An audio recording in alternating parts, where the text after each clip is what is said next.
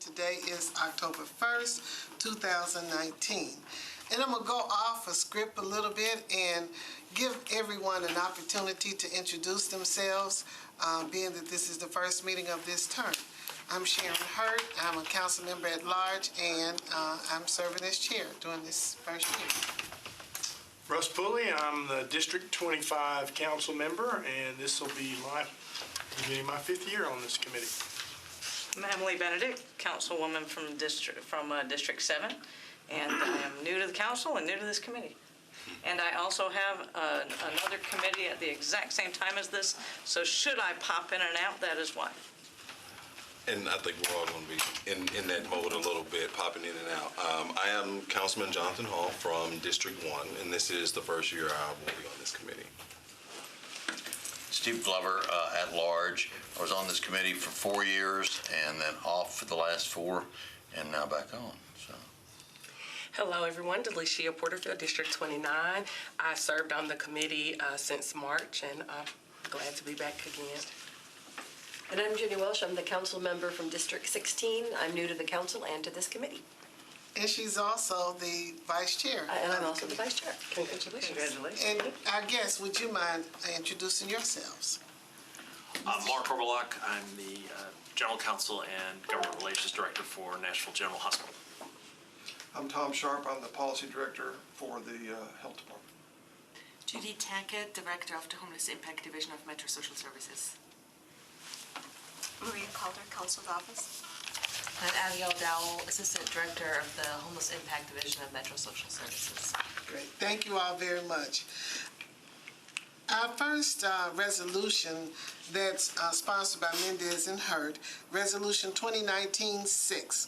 It approves an Amendment 1 to a subrecipient grant agreement by and between Metro MDHA and the Metro Department of Social Services Homeless Impact Division to cover the cost of youth homelessness demonstration program eligible planning activities. Move. Second. All right.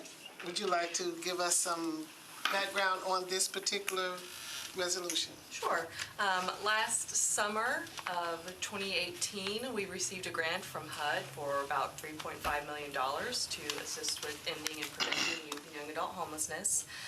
A small portion of that grant, about $110,000, was used by our office, the subrecipient of the grant, to hire a staff person to oversee the coordinated community planning process and the projects and how that funding will be spent out over the next couple of years. And so through the hiring piece of that, we were a little late starting than we thought, so we asked for an extension of that grant, which HUD agreed upon, and that is what this extension is for. Okay, thank you. Excuse me. Any questions? All in favor? Aye. Thank you very much. This is my allergy. I'm sorry. All right. Thank you. That's terrible. The next resolution is approve Amendment 1 to a grant from the Tennessee Department of Health to the Metro Board of Health to provide chronic disease prevention and management services to reduce risks associated with pre-diabetes, type 2 diabetes, or heart disease and stroke. Move. Second. Mr. Sharp. It's a small grant that we'll use for educational purposes for pre-diabetic folks to try to make sure they get into treatment and know what they need to do to keep from getting to diabetes. And for hypertensive and pre-hypertensive to make sure they know what their numbers are and what to do. And we're going to partner with the libraries. They're actually going to install some cuffs that you can go to the library and use so you don't have to go to the doctor every time you take your blood pressure. You can go do it every day for that matter. And keep up logs, and then your provider will know what your blood pressure look like over time. So we appreciate the libraries. Okay. Any questions for Mr. Sharp? So make some. All in favor? Aye. Thank you very much. Our next resolution is 2019-8, which accepts a grant from the Friends of Metro Animal Care and Control to the Metro Board of Health to help support the Safety Net Program, Spay, Neuter Program, and Emergency Medical Fund. Move. Second. These guys are great. This is like $30,000, and it's for just what it says it's for. We really appreciate what they do. Okay, For great. those of you who are new, we run the animal control shelter. Any questions? All in favor? Aye. Any opposed? Thank you very much. Resolution 2019-9 approves a contract between the Metro Board of Health and St. Thomas Health to provide information about women, infants, and children's WIC program benefits to potentially eligible individuals who receive inpatient or outpatient prenatal or postpartum services. Move. Second. So we have contracts with basically all the hospitals in town for this purpose. We have WIC people, staff that go into the hospitals. They find women who are pregnant or have just had a child. We can get the child signed up before they even leave the hospital. We also help them initiate breastfeeding. And for that reason, one of those, among others, I'm sure we have the highest breastfeeding rate in the state. Great. Amazing. Any questions? No cost to the government associated with the performance of this contract, that's correct? It's a WIC grant. They're on their WIC staff. Okay, great. Thank you. All in favor, say aye. Aye. Thank you all very much.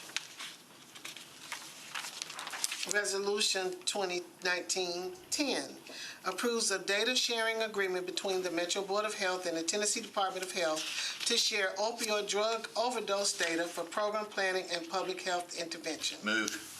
Second. So that gives us access to the state health department's overdose database, and we can try to map trends, try to figure out where to target Narcan availability and various sundry other things, sort of just basically keep an eye on what's happening as best we can. Awesome. Any more questions? Just very briefly, do you coordinate also with Nashville Fire Department on that? For the Narcan, we do. Okay, that's what I was thinking. Yeah, they're Okay. part of there's a larger collaborative there, certainly. Okay, part of that's, that. okay, that's why I asked. All right, thank you. Great, thank you. All in favor, say aye. Aye. No opposes. Thank you very much. Resolution 2019-11 approves Amendment 4 to a contract by and between the Metro Board of Health and Vanderbilt University, acting by and through the School of Medicine to participate as a member site in the CDC Tuberculosis Trials Consortium studies. Move. Second. That's a long-standing, ongoing consortium for TB studies, but it employs one MPHD person and two Vanderbilt folks. They're part of that consortium that work with us. We enroll our TB patients in this consortium if they're willing to do that. Okay, any questions? All in favor? Aye. Any opposed? There being none, we move forward.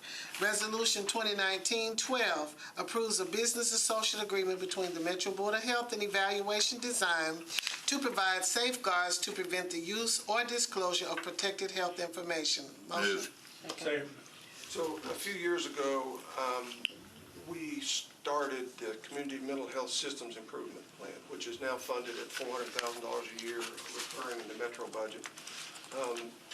It's a citywide thing. The initial idea was to try to help with pre-arrest diversion for people who, they're not really criminals, they have mental health issues. A part of that are these data sharing agreements so that we can kind of track where folks touch the system. We have these agreements with hospitals and various and some of the other places, so we try to keep up with how these folks are interacting with the system and not just the jails.